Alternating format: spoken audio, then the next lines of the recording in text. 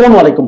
প্রিয় দর্শক, অন্যমঞ্চের আলাপচারিতায় আপনাদের সকলকে আমন্ত্রণ জানাচ্ছি। তো এতক্ষণ আপনার ব্যানার এবং হেডলাইনে যেটা দেখলেন তা নিয়ে হয়তো আপনি চিন্তিত হয়ে গেছেন যে ঘটনা কি, যে আমি যেটা বলেছি যে ওকা আবার কোন ষড়যন্ত্রের সঙ্গী হচ্ছেন, শিকার হচ্ছেন বা করছেন।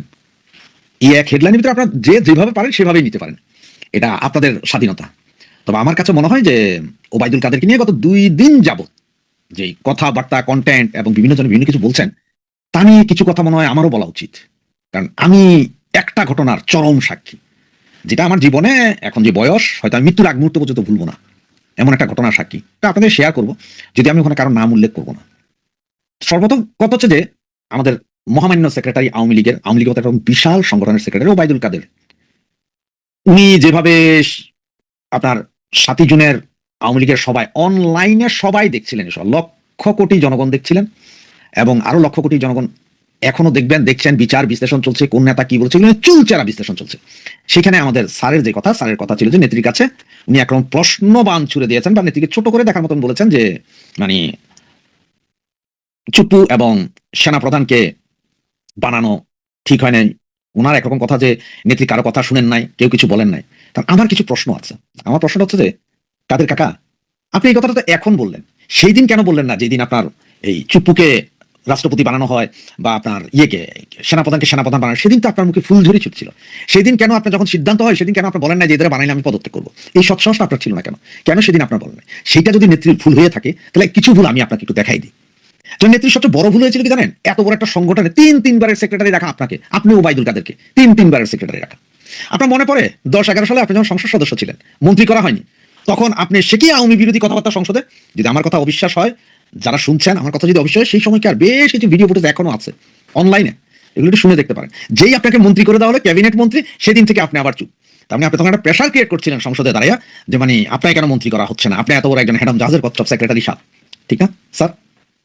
স্যার আপনি কি মনে পড়ে 111 সরকারের সময় আপনাকে যখন সেনাবাহিনী হেফাজতে নেয়, তখন আপনি বলেছিলেন যে নেত্রী নির্দেশ এই করেছেন সেই করেছেন, আমি কথাগুলো উল্লেখ করতে চাই না কি কি বলেছিলেন আপনি, সেগুলো এখন আপনারা চাইলে যে কেউ, যে কোনো পাবলিক আপনারা চাইলে ভিডিও দেখতে পারেন, ভিডিওতে আছে সেদিন আপনি কি কি বলেছিলেন।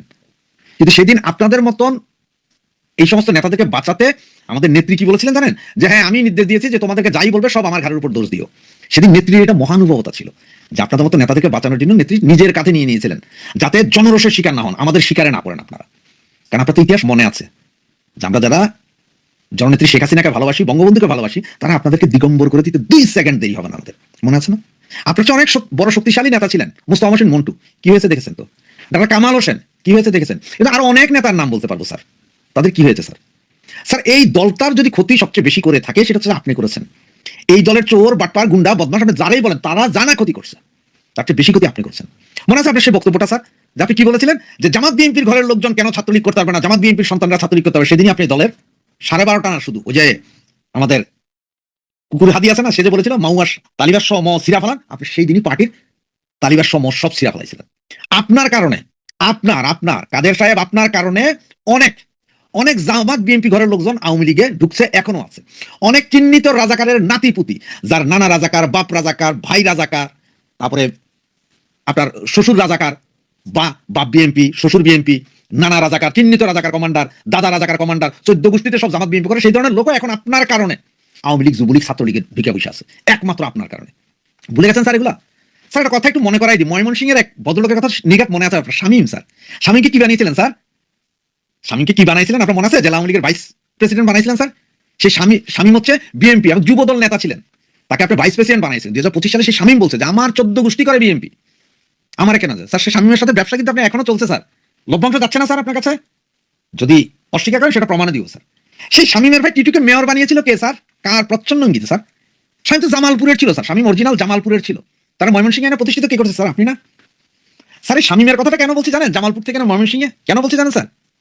স্যার আপনার যদি স্মরণ না থাকে তাকে স্মরণ করেন, স্মরণ করলে হয়তো আমার এই চেহারাটা অবশ্য তখন আরেকটু 2024 আজ থেকে 1.5 বছর আগে আমার চেহারা আরেকটু ভাঙা ছিল। সেই চেহারাটা আমি প্রয়োজনে আমার ভিডিওর পেছনে বা কোনো এক জায়গায় লাগিয়ে দিব স্যার, আমার সেই ওই দিনকার ছবিটা। মনে আছে স্যার? আমার সাথে একজন মুরব্বী ছিল, আরো 20-25 জন লোক ছিল। আপনি সেই মুরব্বীকে কি বলেছিলেন? যে আপনি তো অমুক অঞ্চলের লোক না, ইলেকশন করতে আইছেন, আপনি অমুক অঞ্চলে যান। যেই ভদ্রলোকের জন্ম থেকে মৃত্যু পর্যন্ত সেই শহরে, তাকে আপনি এইভাবে চরম অপমান করেছিলেন এবং কি বলেছিলেন? যে 2-3 কোটি টাকা যারা খরচ করতেছে তাদের নমিনেশন না দিয়ে আপনার শত তাদের নমিনেশন দেবো। মনে আছে স্যার কথাটা? জাস্ট 14 গোষ্ঠী আওয়ামী লীগ করে। যদি মনে না থাকে স্যার একটু স্মরণ করেন, আমার চেহারাটা একটু স্মরণ করেন তো স্যার। সেদিন আমি সেখানে উপস্থিত ছিলাম স্যার, সালাম দিয়েছিলাম আপনার, কিন্তু আপনি তো আমাদের কথা শোনার মতো সময় ছিল না স্যার। তখন আপনার চারপাশে মধুমাক্ষীরা ছিল স্যার। স্যার এছাড়া আপনাকে নিয়ে যদি আমি যদি কন্টেন্ট করতে যাই, অন্তত 200 কন্টেন্ট করতে পারো, যেগুলো তথ্য প্রমাণ সহ স্যার আপনাকে নিয়ে কন্টেন্ট করা যাবে স্যার। আপনি 111-এর সময় আওয়ামী লীগের যে ক্ষতি করেছেন, নেত্রীর যে ক্ষতি করেছেন, সেই ক্ষতির র্যাশ নেত্রী কাটাই উঠতেই আপনি একেবারে পুরা তালিবান সব ছিঁড়া ফেলাইতেছেন। স্যার আপনার যে দুঃখটা আছে, এই যে আপনার ধরেন রাষ্ট্রপতি, সেনাপ্রধান এদের নিয়ে কথা, এটা তো আপনার ওয়ার্কিং কমিটির নর্মাল বৈঠকে বলতে পারেন না, যেটা রুদ্ধদ্বার বৈঠক হয়, সেখানে আপনি ঝাড়তে পারেন, যা ইচ্ছা তা বলতে পারতেন। তো সেটা বলেন না, বুড়াকালে হঠাৎ করে ভীমরতি কি আপনার কি চলে আসছে নাকি, জওয়ান কি চলে আসছে স্যার, নাকি স্যার আবার কোনো ষড়যন্ত্রের চাপে আছেন স্যার? চাপে নাই আপনি স্যার, আপনি নিজেই তো একটা কঠিন ষড়যন্ত্র করতে পারেন। আপনার মাল কিন্তু স্যার সেই রকম মাল স্যার। আপনার ভাইটা কই যে বলছিল যে 10,000 টাকা হাইতি না, মনে আছে স্যার? আপনি যখনই কোনো সমস্যা নিয়ে কোনো বিপদ পড়তেন, আপনার এই বাইরে লেলাই দিতেন যে তুমি আমার একটা কাহিনী করো, মানুষ এদিকে চিন্তা করুক, আমার দিকে নাও। কারণ আপনি তখন রিসোর্টে ঘুরেন স্যার। ওই যে বললাম আপনার চতুর্পাশে শুধু মধুমাক্ষী স্যার, এদের যন্ত্রণায় কেউ কথা কইতে পারতো না। আপনি বেয়াদবি করেন নাই, আপনি তুচ্ছতাচ্ছিল্য করেন নাই, আপনি মারতে যান নাই, এমন কোন নেতা আছে আওয়ামী লীগে বলেন তো? আপনাকে যখন থেকে আওয়ামী লীগের সেক্রেটারি বানিয়েছে তখন থেকে আপনি কি কি না করেছেন স্যার? স্যার আপনি চিটাং গেলে, কক্সবাজার যাইতেন সেই শামীমের হোটেলে থাকার জন্য স্যার। শামীমটা কে স্যার একটু বলবেন স্যার? কি স্বার্থ স্যার? স্যার এখন হচ্ছে 10 লক্ষ টাকা প্রতি মাসে আপনাকে পাঠানো হয় হুন্ডির মাধ্যমে স্যার। বলবো স্যার মিরপুরের কোন হুন্ডি ব্যবসায়ী আপনার কাছে সে টাকা পৌঁছে দেয়? এটা বলবো স্যার প্রমাণ সহ, কোন মাসের কত তারিখে গেছে এগুলো বলবো স্যার? বলবো নাকি স্যার একটু? স্যার জানুয়ারি মাসের 9 তারিখ পর্যন্ত আপনার টাকা না পৌঁছানোর পরে আপনি 16 তারিখে ফোন করে কি কি বলেছিলেন স্যার, ওগুলার কি রেকর্ডিংটা ছেড়ে দিব স্যার? স্যার আপনি একটা কথা বলছিলেন এক মাসুদ কি বিআরটির, মনে আছে স্যার? মাসুদ তুমি ভালো হয়ে যাও। সেদিন যদি মাসুদের জায়গায় আমি থাকতাম স্যার, তাহলে আমি বলতাম কাদের কাকু তুমি ভালো হয়ে যাও। তো এখন বলি কাদের ভাই আপনি ভালো হয়ে যান। Due to my with respect, fully respect, আপনি আওয়ামী লীগের এখনো সেক্রেটারি পদে আছেন, নেত্রী এখনো কিছু বলে নাই, তাই হয়তো আপনাকে এখনো সম্মান দেখাচ্ছি। কিন্তু একবার যদি আপনাকে ছুঁড়ে ফেলে দেয়, আপনার অবস্থাটা কি হবে দেখেন স্যার। আপনার আকামের ফিরিস্তি 300 বছরও শেষ হবে না। খন্দকার মোস্তাক কিন্তু আওয়ামী লীগের সাথেই ছিল স্যার। আমি চাই না আপনার নামটা সে মোস্তাকের জায়গায় চলে যাক। আমি চাই আপনার নামটা as a secretary Obaidul Quader হিসাবেই থাকুক স্যার। 92 সালে স্যার সিটি কলেজের একটা বক্তৃতায় আপনার বক্তৃতা শোনার জন্য গিয়েছিলাম স্যার। এই ফুল আমি কিভাবে নিব, যে এই ফুলের মধ্যে বোমা রেখে রাজীব গান্ধীকে মারা হয়েছিল, মনে আছে স্যার? সেই কাব্যিক কবিতা, কাব্যিক বক্তব্য স্যার। আপনি সেই জায়গায় থাকলেই ভালো করবেন স্যার। সেখান থেকে এসে কোন্দল সৃষ্টি করতে আসেন না স্যার, নিজেকে অতি বিপ্লবী বানাইেন না স্যার। অতি বিপ্লবী আপনার স্যার, আমরা অনেক বেশি অতি বিপ্লবী স্যার। কারণ আমরা এক পয়সা খাই নাই তো স্যার। আমাদের কোনো শামীম, আমাদের কোনো টিটুর জন্মদিনে, আমরা কোনো জামাত বিএনপির জন্মদিনে, আমাদের ঘর বাড়িতে যেসব বাচ্চা কাচ্চা পয়দা হয় না, এগুলো আওয়ামী লীগ কইতে হয়, এগুলো শেখ মুজিব শেখ হাসিনা কইতে হয়। এর বাইরে কইলে আমরা এগুলো বাত্য দেওয়া দূরের কথা, লবণ খাওয়া মেরালাম স্যার। কিন্তু আপনি স্যার, যাক স্যার আজকে আর কিছু বললাম না, তবে ভবিষ্যতে আরো কি কি বলবো বা আরো কি কি প্রমাণ দিব স্যার, এটা আপনি বুঝতে পারছেন স্যার। স্যার আপনার আজকে আমার এই কথাই বুঝতে পারছেন যে হুন্ডির টাকা কি কি প্রমাণ আমার কাছে আছে, তাও হয়তো আপনি জানেন স্যার। ধন্যবাদ স্যার, ভালো থাকবেন। আমি বলবো স্যার, দলটার সর্বনাশ যা করছেন, এবার একটু ক্ষান্ত দেন, বয়স অনেক বেশি হয়ে গেছে স্যার।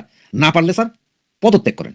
আপনার এত দুঃখ যে পাবলিকলি এসে অমুক হয়েছে তমুক হয়েছে, ওগুলো না করে নিজে পদত্যাগ করেন, দায়িত্ব স্বীকার করে পদত্যাগ করেন। আপনার একটা বক্তব্যের কারণে আজকে পতন। আপনি কি বলছিলেন যে তোমাদের আন্দোলন ঠেকাইতে ছাত্রলীগ যথেষ্ট, ছাত্রলীগ কি আপনার লাঠিয়াল বাহিনী, আপনার বাপের বাহিনী? সরের থেকে উঠেছেন তো আপনি। সেদিনই ঢাকা ইউনিভার্সিটিটারে সব ছিঁড়া দিচ্ছেন, কারণ আপনি ছাত্রলীগের লাঠিয়াল বাহিনী বানিয়েছিলেন। কথায় আর কাজে তো মিল নাই, কথা যে কখন কি বলেন স্যার সেটাও স্মরণ থাকে না। স্মরণ করবেন, এবং আমি বলবো যে ভবিষ্যতে কি হবে, চুপ থাকেন। আপনি যত চুপ থাকবেন আপনার গন্ধ তত কম বাইরে হবে, কারণ গু যত নাড়বেন গন্ধ তত বাইরিব। তা আপনার নিজের গন্ধই কুলায় না। বগলের নিচের আপনার নিজের গন্ধ দেখেন স্যার, লরিয়ালের ওই বগলের স্প্রে ব্রুট এটি মারলো, আপনার বগলের গন্ধ যাইব না। সুতরাং আমাদের মুখ খোলায় না। ধন্যবাদ সকলকে। জয় বাংলা, জয় বঙ্গবন্ধু। আজ এ পর্যন্তই। ভালো থাকবেন। আল্লাহ হাফেজ।